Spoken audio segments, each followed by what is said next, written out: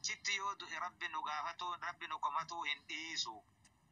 Waan rabbi irratti nu komatu kana walii yaadachiifne walirratti biyyooma yoo taate malee kutaa kifila gara akka isin beeytan sanitti walillee hin beeynu ane dhimma isaattu asirratti ijoolleen beeyti yoo natti himtu garaadha dhukkubse malee nama san lafatti gannee Abu Ali Abba mana Shamsiyaati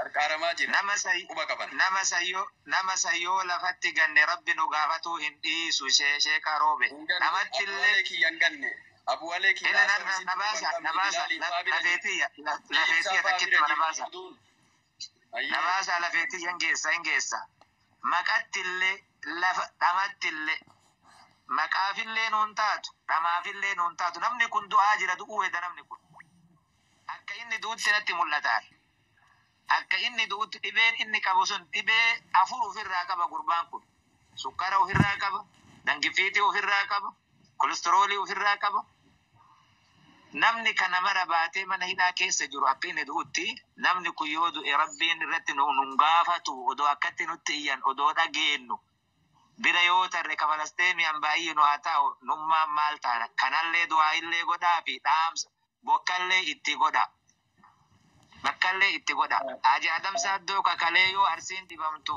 mana ofii dhiisee ala bulusuun qabrii jira har'a Haji Adam Saaddoo isinuma sinii gala Shejunee digarteetiin ka Halimaa ka Hamiidaa ka yoo arsiin dhibamtu ani nyaadhee hin bulu jedhu sun qabrii jira har'a Shejunee isinuma hin gatinaa namni kun gatamee jira nama isaa iyyuu dhabamee jira namni isaa dubbatu dhabamee jira rabbii tokkocha malee ana garuma isiniin jedha isinirraa gabaabbadhe anamma afaan kana mucattii amma kalee moota islaamaa ta'in dhukkubdi Bilaal jedhu san rabbul izzati wal jalaal qudraa ofiitiin rabbi isii haa fayyisu rabbi isii haa caafiyu rabbi irraa haa fuudhu mucaa kanallee achitti du'ee baqallee nu balleessee nullee garteetiniin rabbiin biratti nun komachiisini rabbi achi isa haa baasu sheeka maraa isiniin jedhe akka namittiin jette sani anda'ee kolooban ga'e warran maqaa itti baafata jette jedhan sheeka roobiyaan ka addatti isin barbaadu isin argadhe an isiniin ga'e odomaa isinitti iyyun an amma feesbuuk an qabu tiktookii jettan kanallee hin qabu namnillee onnan seensisu an namni waan kiyya jabaa nan beeku waa'ee kanarratti hin fayyadamu kanaaf isin immoo odoo beekamtan namni kun yoo du'e lachuu dhabdan maqallee dhabdanitti rabbillee dhabdanii haganuma isiniin jechuufi galatooma. Asirratti sheeka roobeefaa dubbachuun dura akka tasaa sheebsaan dubbataniin gaariidha. Waa'ee sheeka roobee isin duuba dubbanneerra dhimma kanarra mari'annee jirra. Silaa bakka amma jirru kanatti waa godhuudhaaf yaalleedha garuu waan kana olii hawwatti jirra. Sheenni roobee ammoo nu harka jiranii waliin jirra. Obboleessa keenna, hayyuu keenna, sheeka keenna nullee yaada qabnu hin qooda kenninaa fi nurraa fudhatan jenneetuma guutuu isaan duuba haasofnan.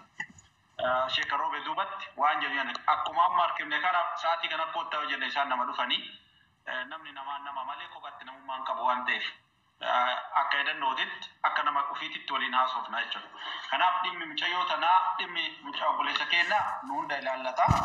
Waan kana namoonni irratti dhimma kanarra qabatan tokko Anaa tokko Huseenii tokko Sheebsaadha. As keessa jiranii tokkummaallee jireenya abdii qabaa sheeka roobee isaan duuba qaba yoo fennillee sa'aatii waan barbaachisetti isaa guyyaa akkanaatti argamtan isaatii isin mijataa jennee gaafachuu qofan irraa eegama. Wanni irratti shabakaadha. San biraa ammoo isteeppii deemuu qabnutu jira. Sheeka roobee ofuma kenneerra ofuma aansineerra jechuun namni wayaa ofirraa qabu ofitti aansineetumaan waan kana kaafne sheebsaan faas irratti seefaa waan jettee jiraatan carraa.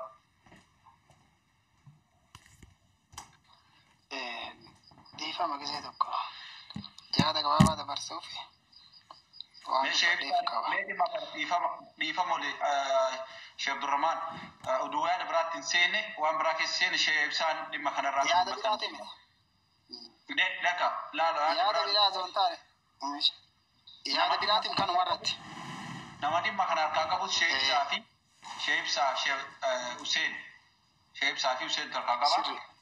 Kun nuti harkaa qaba waan ta'eef dhimma kana wanni jaraaf kenneef hundee qabdi waan ta'eef maaliif jennaan Sirri.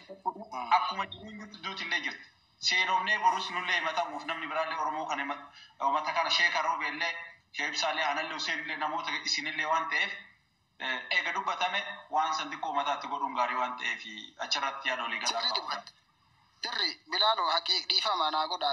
Sirri dubbattee waan an dubbadhee fi yaada kanarratti obboleessi keenya kun waan quban qabneef jalqabarraa waan beekuuf akkaataa itti baranneef isallee quuqama sabaa qabaachuu isaa isumaafiyyuu du'aa'ee bibicha jazaakallahu khayra jechuunis malee waan dhibeem jalqabarraa waan quba qabuuf yaada isaa sana iddoo itti godhuuf aduuwwan ustaadoo keenya duraaniif kan Bilaaloo kanumarratti bee malee waan biraati miti.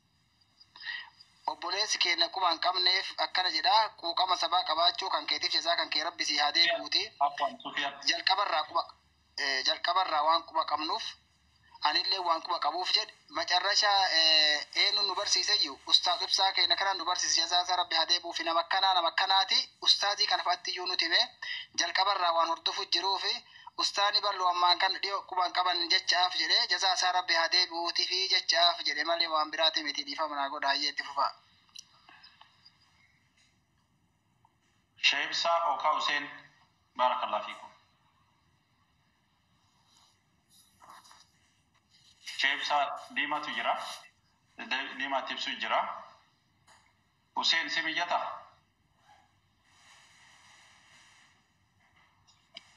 Naa mijataa mee isaan haa dubbatanii isaan duubaan dubbata.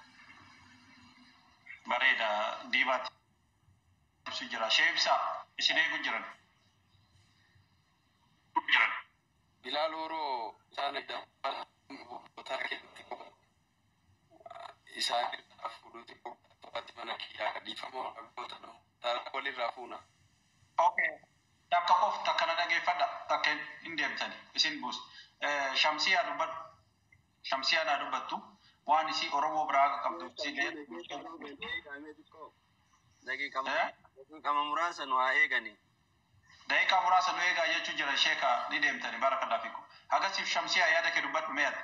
Maal inni ni waan jiru hundaayyuu gabaabsiti mee ifa godhi akkuma siin jedhe yaadni sii gala dheeyaadha. Yoo laal namni waa lama qabatee kaayoo harki ilmi namaa kun mirga qaba bitaa qaba akkuma dhiirra ta'e dubartii uume ardii uume samii uume rabbi waa lama wal fakkeessee uumeera. Bakka tokko irraa tole bakka biraatitti bakki kanarraa wanta akkana isteepota qabna waan ta'eef waan kana walumaa galaf jedhutti jira waan ta'eef ati yaada kan kee gabaabsiti isheen yeroo beellaa dhagaanii itti gaafatamummaan kenna hunda waan ta'eef abbaan manaa kan kee obboleessa kenna akkasi fudhadha waan ta'eef akka Bilaaliitti yaada kan kee dhiyeessi. Baarakallahu. Sufiyaan dhiibba. Laa barakaatu duraan dursaa Sheeka Roobee baga nagaan dhuftanii mucaallee rabbiin isin haa guddisuu baga rabbiin isin milkeessee baga gammaddan isiniin jedha.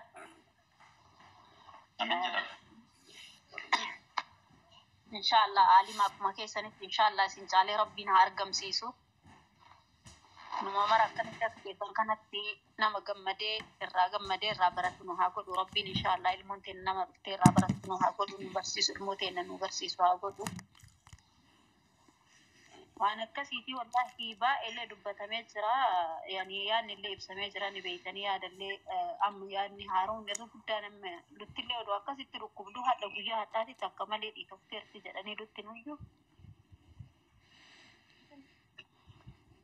Wallahi waan dandeettanii na gargaara waan dadhabdanii du'aa inni bira dhaabadha gargaarsillee kama rabbiiti malee namni odoo miliyoonallee guureetii gaafa rabbii biraa wanti jettee dhufte amma takka namni oolchuu hin danda'u haaliin isaan oolchitu ilmoon inni jaalatu oolchuu hin dandeettu waan taateef suni beeytanii qadarallaahi waan rabbiin isaa wanni jedhee inshallah rabbiin akkanaanillee baasuu danda'a odoo guyyaan gargaarsaa sunillee hin gahin ammoo gargaarsi rabbiitu caala abbaan dandeettan waan dandeettanii na bira dhaabachuu kan dandeenye ammoo du'aayiidhaan inshallah na biraan dhaabamina jechuu barbaadeefi wanni guddoon ibsullee hin jirtu ammootiyyuu dhugaa yeroollee itti qabdanii akkanarraallee lafan harkisneedha yoo na gargaartan yeroo gabaabduu keessa waan naan jettan naan jedha maaliif guyyaa mara deebi'ee anis isin wajjin yookaan nama biraa gargaaree itti gammaduu barbaada akka isaatiif fayyaa dhabe nama meeqa jira waa meeqatu jira addunyaa kanarratti nama wajjin dhaabachuu barbaada malee yeroo mara waa'ee kiyya dubbatanii na bira haa dhaabatanii barbaadu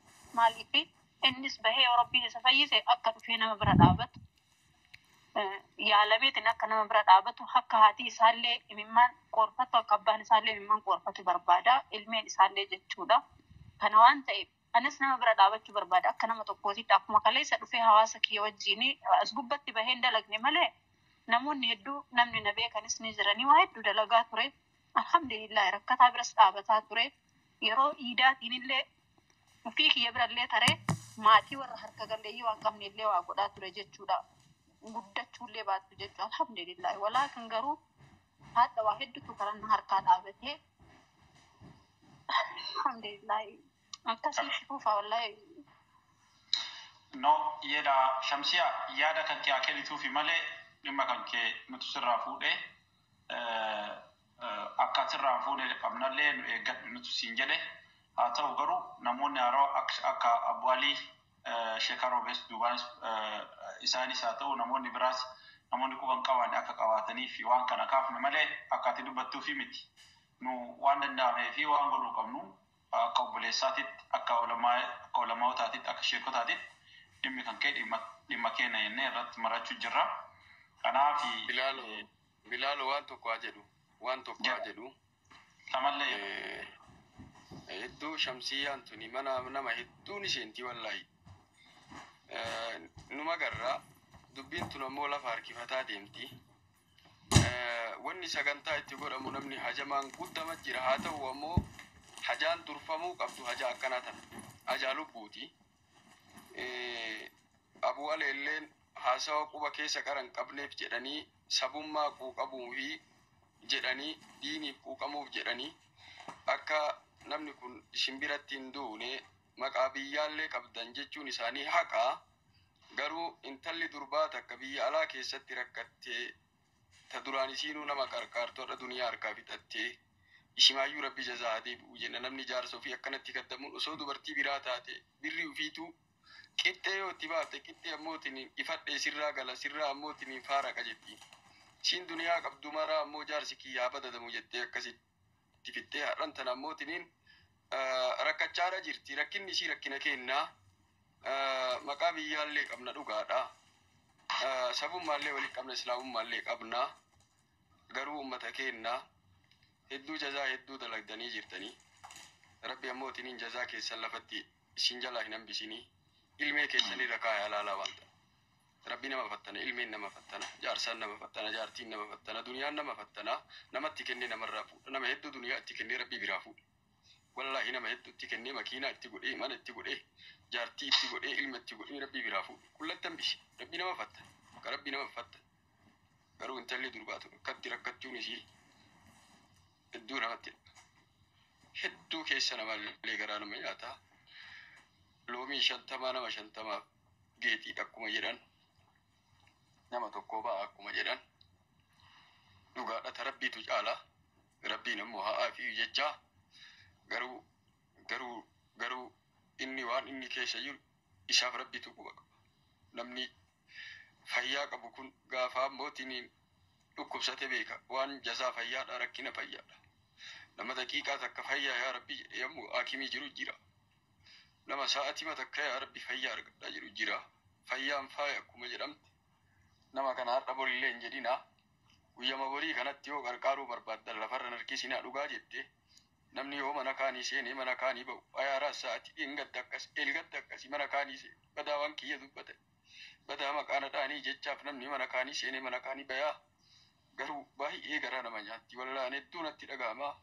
Garuu haa ta'u rabbiin haa fi guyyaallee ittiin qabina nama baay'ee qabna Oromoo baay'ee qabna galaana garuu nama 100 nuu kennuuf jira 50 nuu kennuuf jira. Namni ammoo tini waan akkana ammoo ilmee qabdan ilmee keessanii irratti namni niitii qabdan niitii yoo isin jalaa dhukkubsatte abbaa faati yoo isin jalaa dhukkubsatte ofirratti ilaala miizaan ofirratti kaaya. Kanaaf rabbi ammoo duniyaan isin hin fattaniin jaartiin isin hin fattaniin ilmaan rabbi isin hin fattaniin jecha wallaahi gadi qabnee du'aa isinii goona duniyaa teessan keessa barakaa rabbi haa kaa'u jecha guyyama borii tana soo itti nu gootanii hawwii guddaa qaba jechuu barbaade. Anaa saba kiyya sumarra gabaabsu taaniitii rabbi haa afi. Bareeda. Wanni waa kaasaniif waan tokko dhaga'uudha. Sheebisa deebitanii mi sheebisa dubbadhaame waan sheen roobe jedhanis dhageettanii. Assalamu alaikum warahmatullahi bilal salati subitu nagai salati di badai furan Deem inshallah. Sheebisa dubbadhaa. السلام عليكم ورحمة الله. وعليكم السلام ورحمة الله وبركاته. باي نتوركين نركز أجرا. يا أكوار روبي قليا قرياتي متاعي نتوركين باي نركزا. إيفا من أقول آتي. ربي تطلچيني ربي تباريچيسيني مي غرمشي كروبي ديبسا. غرمشي كروبي ديبسا إسانو مرقيفنا. dhageettanii fixanii isaanii waan jedhan waa'ee shamsiyaa irraa kaafne shamsiyaa maalirra ga'e akkamii waan aniifisi wal biraa qabda suni moo tokkoffaa lamata miyuutii gootanii tarsheeka roobe waan sanii borumatti nuu qabaa jedhanii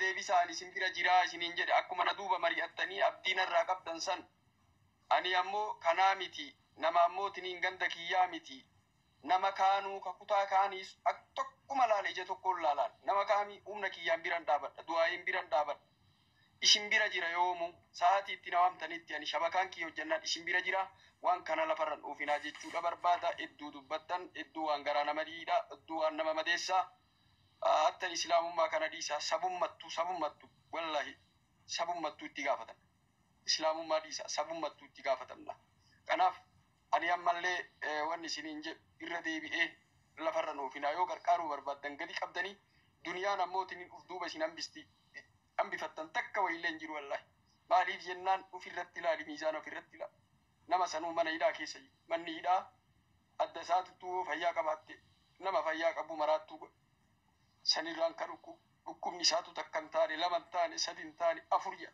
mee nama kana maal jetta mee nama kana biran dhaabadhu jettaa ta'u ka biyya keessa jirtuu fi ka ala jirtullee dhaabadhu jettaa yaa akka bornurraa nafne jechuu sa'aatii ammoo itti godhaa yeroo itti godhaa sa'aatii namni ammootiin hin baay'atu ka ameerikaallee ka ingiliiziillee wal arguu danda'u nullee sa'aatiin mijjatu wayii godhaa manuma kanatti godhaa guyyaa ammoo lafarra narkisinaa qarqaaraa yoo narka hin qarqaarra jettan wanni ammoo cinqaa kanaa oliin jiru lubbuudha lubbuu baraarta namni lubbuu jiraachise akka waan lubbuu nama maraa hambiseeti jedhe rabbi quraana keessatti wanni kun rakkina hedduu keessa jirti isiinis rafaan jirti warri ammoo rafaan jiru warri akka gaafa inni dhukkubee ammoo imimmaan buusaa jira irriba rafaan jiru ilmaan rafaan jiru isiin rafaan jirti garuu rabbi irraa nu gaafata wallahi garuu rabbi irraa nu gaafata wallahi rabbi irraa wallahi rabbi dhuga guyyaa qiyyaabaa rabbi nu gaafata dhuga namni sun mana hidhaa keessatti du'e yoo rabbi nu gaafatamnu wallahi rabbi irraa nu gaafata